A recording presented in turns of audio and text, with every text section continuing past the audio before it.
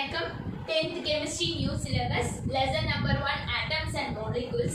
So இன்னைக்கு concept பார்க்கிறதுக்கு முன்னாடி நான் ப்ரீவியஸா அப்லோட் பண்ண வீடியோ வந்து ரொம்ப இம்பார்ட்டன்ட் பிகாஸ் அதுல பெர்சன்டேஜ் காம்போசிஷன்னா என்னன்னு எக்ஸ்பிளைன் பண்ணியிருப்பேன். ஒரு சப்ஸ்டன்ஸை பெர்சன்டேஜ்ல எக்ஸ்பிரஸ் பண்ணணும்னா என்ன ஃபார்முலா யூஸ் பண்ணணும், ஃபார்முலா எப்படி வந்துச்சு அப்படின்ட்டு ஈச் அண்ட் டேர்ம் நான் உங்களுக்கு எக்ஸ்பிளைன் பண்ணியிருப்பேன். ஃபைனலாக ஒரு ப்ராப்ளத்தில் ஒரு சப்ஸ்டன்ஸோட பர்சன்டேஜ் என்னன்னு கேட்டாங்கன்னா என்ன ஸ்டெப்ஸை யூஸ் பண்ணணும் அப்படின்ட்டு கிளியராக உங்களுக்கு எக்ஸ்பிளைன் பண்ணியிருப்பேன். ஸோ அந்த வீடியோவை பார்த்துட்டு நீங்கள் இந்த வீடியோ பார்த்தா தான் உங்களுக்கு இது புரியும். ஸோ ப்ளீஸ் அந்த வீடியோவை பார்த்துருங்க. இப்போ நம்ம இன்னைக்கு கான்செப்ட் உண்டானதை பார்ப்போம். சரி, உங்கள் ரீடர் பேஜ் 98ல அதாவது பர்சன்டேஜ் காம்போசிஷன் என்னென்ன ரீடரில் எக்ஸ்பிளைன் பண்ணியிருப்பாங்க. அதுக்கு கீழே எக்ஸாம்பிள் 1 அப்படின்னு கொடுத்துருப்பாங்க. ஸோ அந்த சம்மை எப்படி சால்வ் பண்ணணும் அப்படின்றத பார்க்கலாம். Find the mass percentage composition of methane. அதாவது மீத்தேனோட பர்சன்டேஜ் காம்போசிஷன் கண்டுபிடிக்க சொல்றாங்க.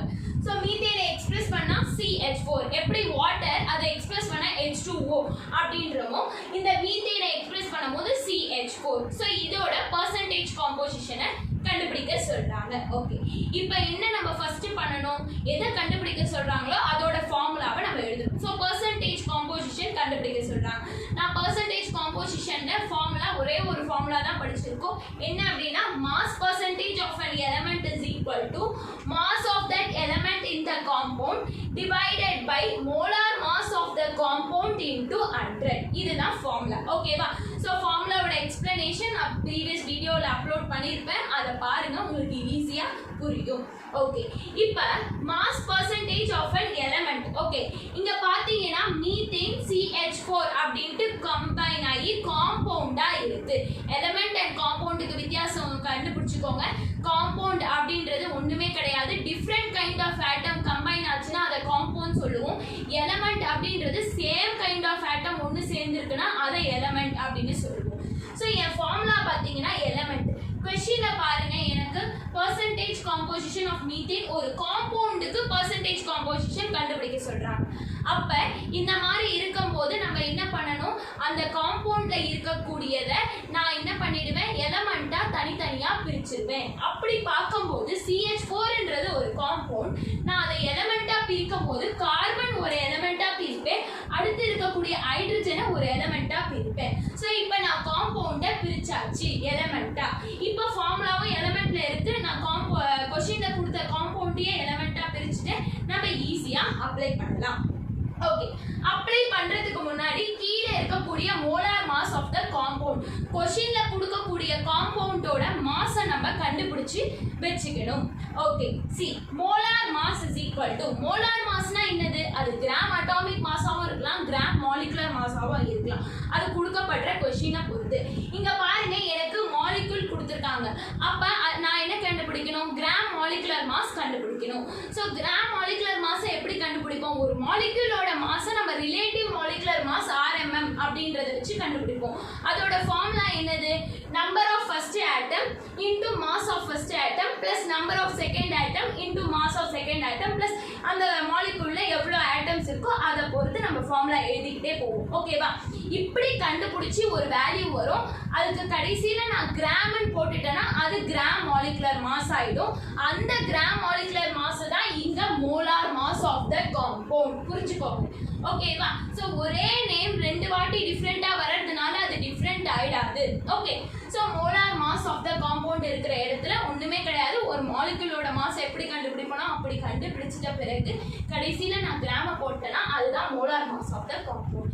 இப்போ முதல்ல நம்ம என்ன பண்ணுவோம், நான் ப்ரீவியஸ் வீடியோல சொன்ன மாதிரி ஸ்டெப் 1 மோலார் மாஸை கண்டுபிடிக்கணும். So molar mass is equal to, N formula பிரகாரம் போடலாம், நம்பர் ஆஃப் ஃபர்ஸ்ட் ஆட்டம், முதல் ஆட்டம் கார்பன், அது எவ்வளவு இருக்கு 1, அண்ட் மாஸ் ஆஃப் ஃபர்ஸ்ட் ஆட்டம் அது வந்து என்னது 12 பிளஸ் செகண்ட் ஆட்டம் எவ்வளவு இருக்கு 4, so 4, and mass of second atom hydrogen வந்து 1.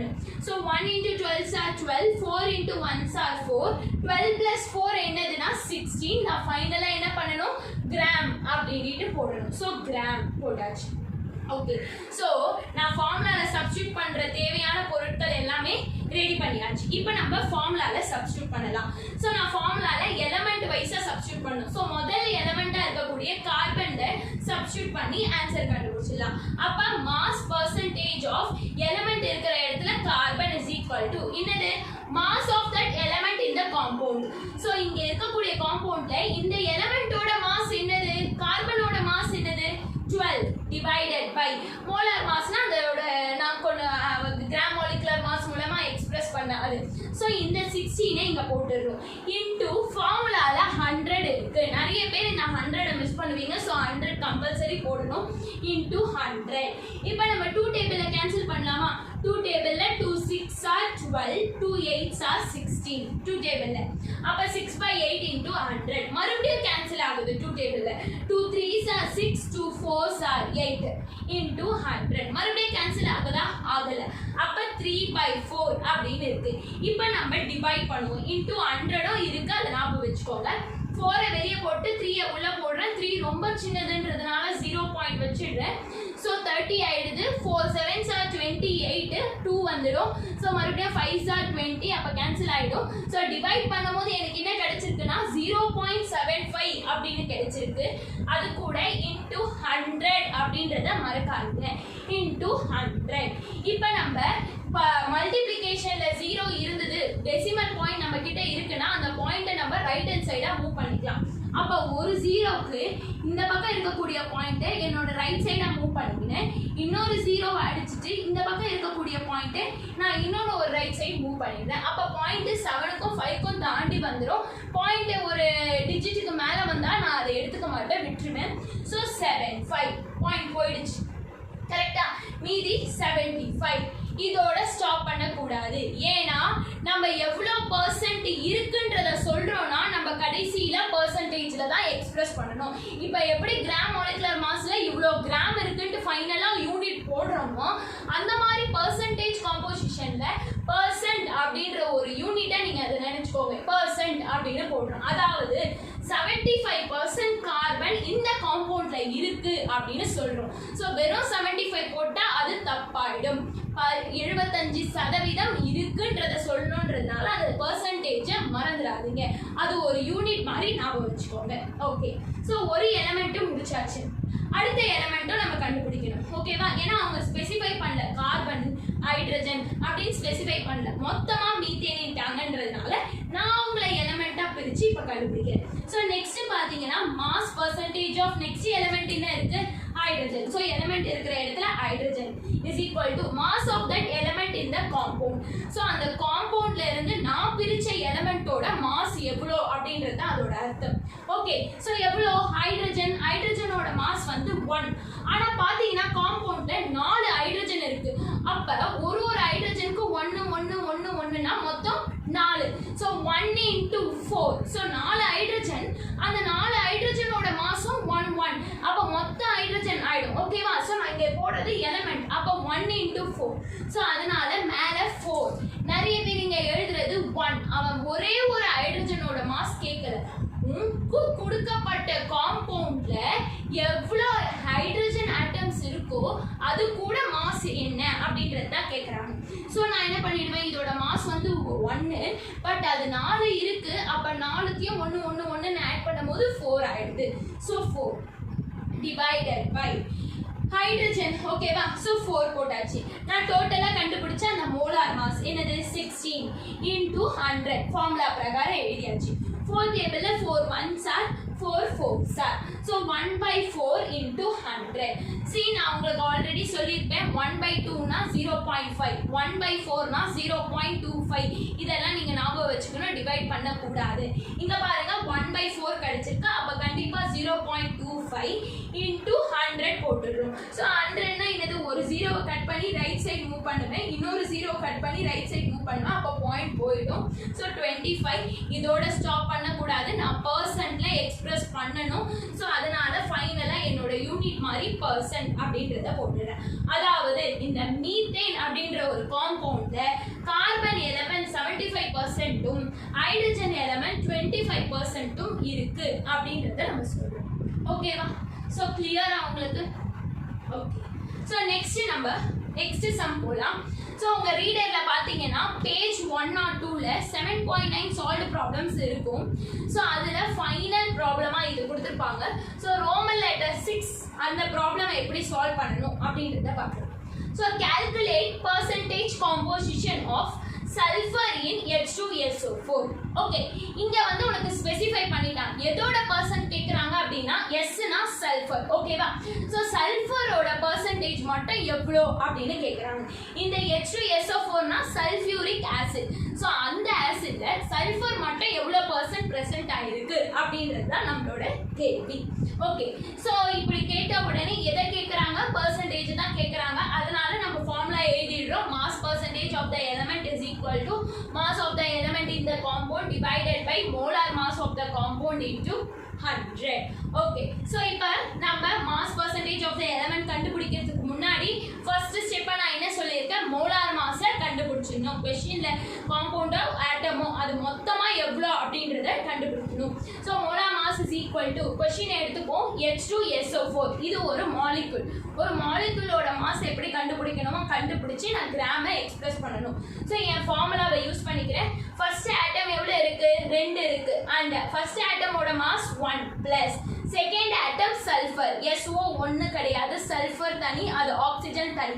ஸோ Sன்றது second atom. So second atom எத்தனை இருக்கு? ஒன்று தான் இருக்கு. அண்ட் சல்ஃபரோட மாஸ் நம்பர் 32 பிளஸ் தேர்ட் ஆட்டமோட எத்தனை இருக்கு? 4. அண்ட் அதோட மாஸ் நம்பர் என்னது? 16. So 2 into 1 are 2, 1 into 32 are 32, 4 into 16 are, so 16 4s are 64. So இது எல்லாமே நம்ம மல்டிப்ளை பண்ணி போட்டுட்டோம். இப்போ நம்ம ஆட் பண்ணலாம். 64 32 2 ஆட் பண்ணும்போது எனக்கு 98 கிடைக்கும். அப்படியே ஸ்டாப் பண்ணிடக்கூடாது. ஃபைனலாக நான் கிராம் போட்டு கிராம் எக்ஸ்பிரஸ் பண்ணிடுறேன். இப்போ மோலார் மாஸ் கண்டுபிடிச்சாச்சு. இப்போ நம்ம ஃபார்முலாவில் சப்ஸ்டியூட் பண்ணலாமா? கொஸ்டின்ல என்ன எலிமெண்டோட பர்சன்ட் கேட்குறாங்க அப்படின்னா சல்ஃபரோட பர்சன்ட் கேட்குறாங்க.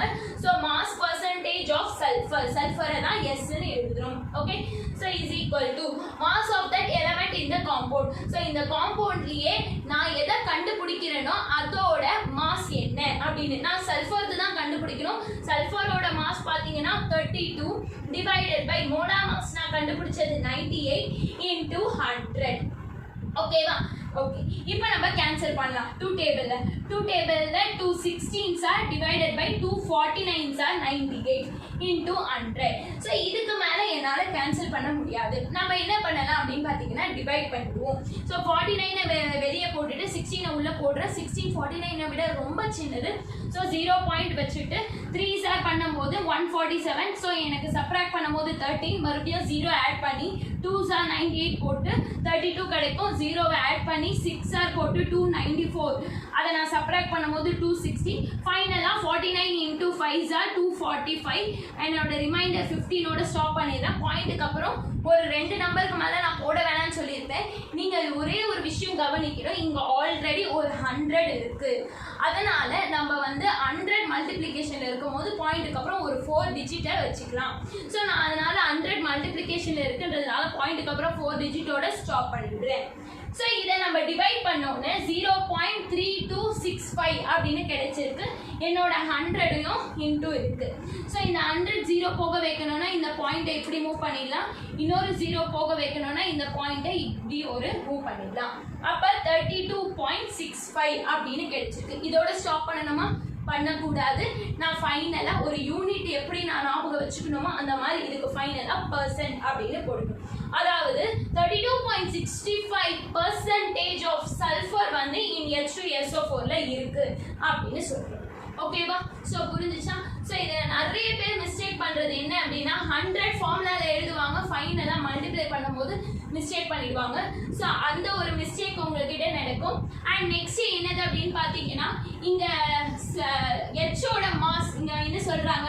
மாஸ் ஆஃப் தட் எலிமெண்ட் இந்த காம்பவுண்ட்னா ஹைட்ரஜனோட மாஸ் 1 அப்படின்னு எழுதிப்பாங்க. பட் அந்த ஹைட்ரஜன் எவ்வளோ ப்ரெசென்ட் ஆயிருக்கோ அதையும் நம்ம இன்டூ மல்டிப்ளை பண்ணணும். ஓகேவா? ஸோ அப்போ ஹைட்ரஜன் 4 ப்ரெசென்ட் ஆயிருக்குன்னா அதோட மாஸ் இன்டூ எவ்வளோ நம்பர் ஆஃப் ஹைட்ரஜன் ப்ரெசென்ட் ஆயிருக்குன்றதை மல்டிப்ளை பண்ணி தான் எழுதணும். ஓகேவா? அப்போ பார்த்தீங்கன்னா 4 அப்படின்னும் போது 1 into 4. இப்போ சும்மா சின்ன ஹிண்ட் மாதிரி சொல்கிறேன். சல்ஃபரோட பர்சன்டேஜ் கண்டுபிடிச்சிடுறாங்க.